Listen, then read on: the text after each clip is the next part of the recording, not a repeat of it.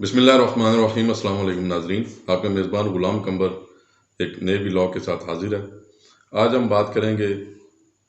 پاکستان تحریک انصاف کے 4.25 سال کی جو حکومت رہی ہے اس کے حوالے سے مختصراً کہ خان صاحب کیوں گئے اور کیا معاملات ہوئے، اس پہ میرا نقطہ نظر کیا ہے، اور اس کے ساتھ ساتھ 10 اپریل جو کہ آج ایک تاریخی دن بن گیا ہے، اس کے 2 اور واقعات بھی ایسے ہیں جو پاکستانی سیاست کی تاریخ میں بڑا اہم جن کا حصہ ہے۔ ہم ان تینوں واقعات کے متعلق بھی آپ کو بتائیں گے تاکہ آپ کی انفارمیشن میں اضافہ ہو۔ اگر آپ نے ابھی تک چینل سبسکرائب نہیں کیا تو چینل کو سبسکرائب کریں، بیل آئیکن کے بٹن کو دبائیں تاکہ آنے والی ویڈیوز کے نوٹیفیکیشن آپ کو ملتے رہیں، اور بالخصوص کمنٹ سیکشن میں اپنے رائے کا اظہار ضرور کریں تاکہ قمبر ٹی وی کی ویڈیوز میں زیادہ سے زیادہ بہتری لائی جا سکے۔ ناظرین کرام، 2018 میں عمران خان صاحب نے الیکشن جیتے، پاکستان تحریک انصاف نے الیکشن جیتے، اور اتحادیوں کے ساتھ مل کے پی ٹی آئی نے پاکستان میں پہلی حکومت بنائی۔ یہ عرصہ جو تقریباً 4.25 سال پر محیط ہے، آج 10 اپریل 2022 کو اختتام پذیر ہوا۔ اس کے اختتام پذیر ہونے کے جو معاملات ہیں، جو اپس اینڈ ڈاؤنز ہیں، وہ تاریخ کا حصہ بن چکے ہیں، اور یہ 4.25 سال بھی تاریخ کا حصہ بن چکے ہیں، اور آنے والا مورخ ہم سے زیادہ بہتر شاید ان معاملات کو جو ہے وہ ڈسکرائب کرے، اور اس وقت کے جو لوگ ہوں گے ان کا کیا فیصلہ ہوگا، یہ وہی وقت بتائے گا۔ اس سارے قضیے میں جب پاکستان تحریک انصاف کی موجودہ گورنمنٹ کے خلاف تحریک عدم اعتماد پیش ہوئی تو اس وقت ایک بہت بڑا ٹرننگ پوائنٹ آیا کہ جب 27 مارچ کو اسلام آباد کے مقام پر اس وقت کے وزیر اعظم پاکستان عمران خان نے جیب سے ایک خط نکالا اور اس کو لہراتے ہوئے کہا کہ یہ ایسا خط ہے کہ جس میں اس بات کا ثبوت ہے کہ یہ جو تحریک عدم اعتماد ہے یہ غیر ملکی طاقتوں کی خواہش پہ لائی گئی ہے اور وہ اسے فائنانس کر رہے ہیں۔ یہاں سے ملک میں ایک نئی بحث شروع ہو گئی، غدار غدار، چور چور کے ساتھ غدار غدار کا جو ہے وہ اضافہ ہو گیا، اور ملک ایک ایجانی کیفیت کی طرف چل پڑا۔ یہ معاملات چلتے چلتے کل اختتام پذیر ہو گئے۔ اس خط کے حوالے سے جو اس خط کے ناقدین ہیں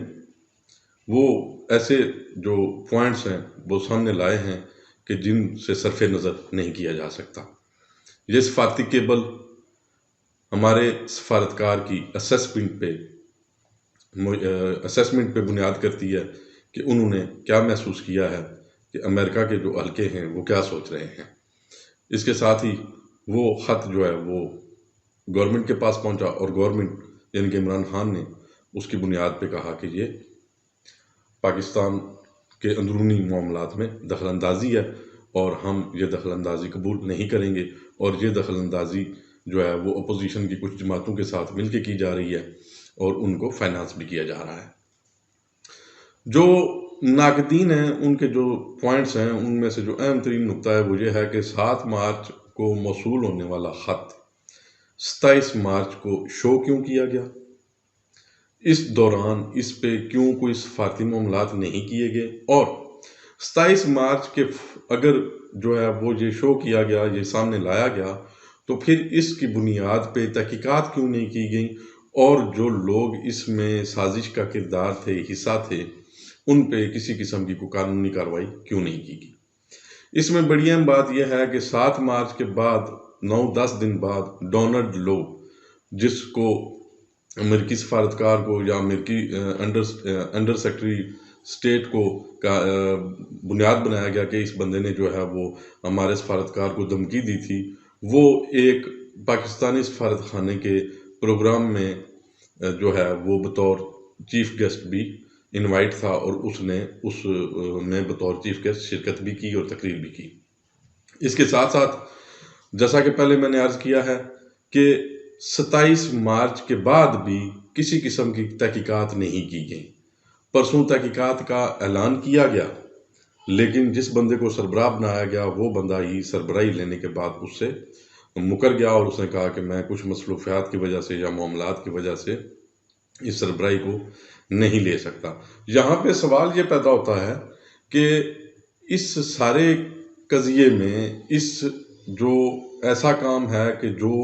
فوری طور پہ آپ کی ذمہ داری بنتی تھی کہ اس پہ آپ جواب دیتے اور جوابی کارروائی شروع کرتے۔ اس میں 20-22 دن کا ڈیلے کیوں کیا گیا؟ اور جب یہ سامنے واضح طور پہ نظر آنا شروع ہو گیا کہ عمران خان صاحب کے خلاف جو عدم اعتماد ہے وہ کامیاب ہو جائے گی، پاکستان کی تاریخ کا ایک نیا باب رقم ہو جائے گا، کیونکہ اس سے پہلے کوئی بھی جو عدم اعتماد ہے وہ کامیاب نہیں ہوئی،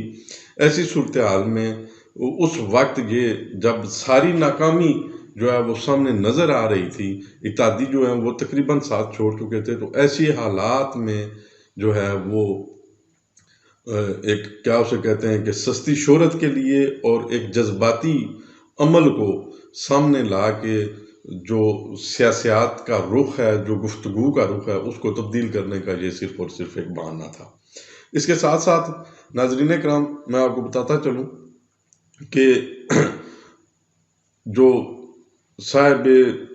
خبر لوگ ہیں، جو ذمہ دار شخصیات ہیں، ان کی طرف سے کچھ سوالات بھی اٹھائے جا رہے ہیں کہ اپوزیشن کے مطابق شاہ محمود قریشی کے ساتھ ساتھ اس سازش میں فواد چودھری، اسد عمر، بابر اعوان کے ملوث ہونے کا دعویٰ کیا جا رہا ہے کہ اس خط کو جو ہے وہ ٹیمپرڈ کیا گیا ہے،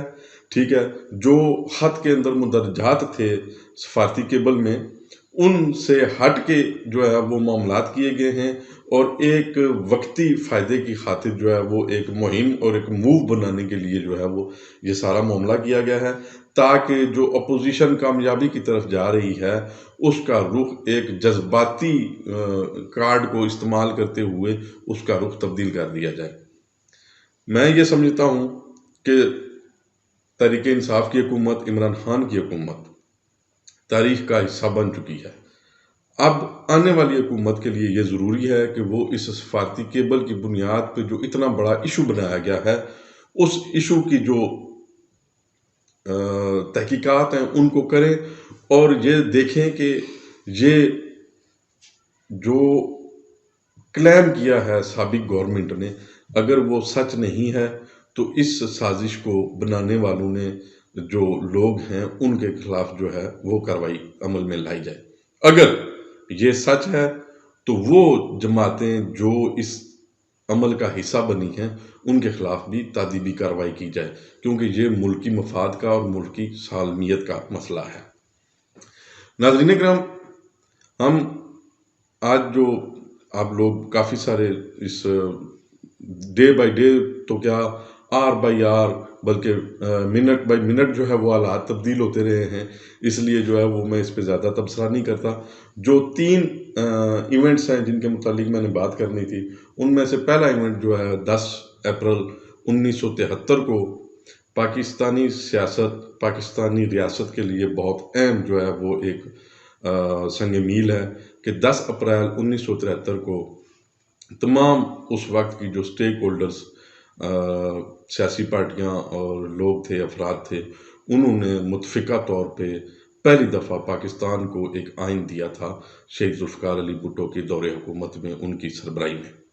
وہ آئین اتنا جاندار ہے کہ آج تک اس کو معطل کیا جاتا جا رہا ہے، لیکن اس کو مکمل ختم نہیں کیا گیا، کیونکہ اس سے بہتر دستاویز ابھی آپ کے پاس ایسی نہیں ہے جو کہ ملک کی تمام اکائیوں کو جوڑ کے رکھ سکے۔ یہ 10 اپریل 1973 کو واقعہ ہوا تھا۔ پاکستانی سیاست میں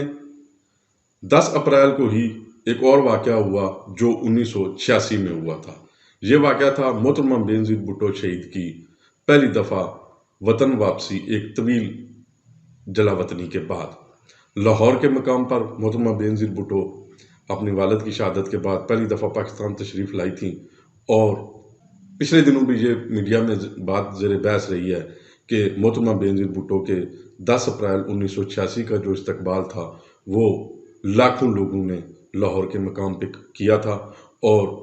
تا حد نظر سر ہی سر نظر آتے تھے، اور کہا جاتا ہے کہ 10 لاکھ سے زائد لوگوں نے محترمہ بے نظیر بھٹو شہید کا جو ہے وہ استقبال کیا تھا۔ تیسرا واقعہ 10 اپریل 2022 کا واقعہ ہے، جس میں پاکستانی تاریخ کے اندر پہلی بار گورنمنٹ کے خلاف، وزیر اعظم پاکستان کے خلاف جو ہے وہ تحریک عدم اعتماد کامیاب ہوئی ہے۔ اس تحریک عدم اعتماد میں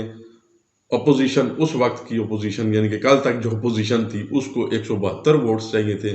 لیکن اپوزیشن نے اپنے اتحادیوں کے ساتھ 175 ووٹ شو کیے، جن میں سے ایک ووٹ جو ہے وہ کاؤنٹ نہیں ہوا، وہ سردار ایاز صادق کا تھا، کیونکہ وہ اس وقت اسپیکر قومی اسمبلی کے استعفیٰ دینے کی وجہ سے اسپیکر کی ذمہ داریاں ادا کر رہے تھے، تو ان کا ووٹ جو ہے وہ اس میں کاؤنٹ نہیں ہوا، اور اس طرح 172 کے بجائے 174 کے ساتھ کی ووٹوں کے ساتھ جو ہے وہ یہ عدم اعتماد کامیاب ہوئی۔ ناظرین کرام، ملک میں ایک نیا دور یعنی کہ حکومت تبدیل ہو چکی ہے، آ چکا ہے۔ ہم دیکھیں گے کہ یہ حکومت آیا جو ملک پاکستان کی عوام، غریب عوام دن بدن مہنگائی میں پس رہی ہے، اس کی جو آسانی ہے، اس کی جو مشکلات کا مداوع ہے وہ کیسے کرے گی، اور وقت کا یہ فیصلہ اپوزیشن جماعتوں کا کہ وہ عمران خان سے جان چھڑانے کے بعد، پی ٹی آئی کی حکومت سے جان چھڑانے کے بعد ملک کے جو لوگ ہیں، عوام ہیں، ان کے لیے جو ہے وہ بہت بہتری لائیں گے، یہ آنے والا وقت ہی دکھائے گا۔ اس حوالے سے میں عرض کرتا چلوں کہ انشاءاللہ آنے والے دنوں میں ہم کچھ ایسی ویڈیوز جو ہے وہ کریں گے کہ جس میں ہم آپ کو بتائیں گے کہ کون سے ایسے معاملات ہیں جو ماضی میں یہ گورنمنٹس کرتی رہی ہیں، اگر ان کو وہ ریپیٹ نہ کریں اور ان سے ہٹ کے کوئی معاشی جو اپنی حکمت عملیہ اس کو ترتیب دیں تو ملک کے لیے فائدہ مند ہو سکتا ہے۔ اور اس کے ساتھ ساتھ ہم ایسے نکات بھی بیان کریں گے کہ کون سے ایسے کام ہیں کہ جو اس وقت فوری طور پہ ہونے ضروری ہیں کہ جس سے ہمارے جو عوام ہیں ان کو ریلیف ملے۔ آنے والے وقتوں کے لیے اجازت دیجیے، سلامت رہیں، خدا حافظ۔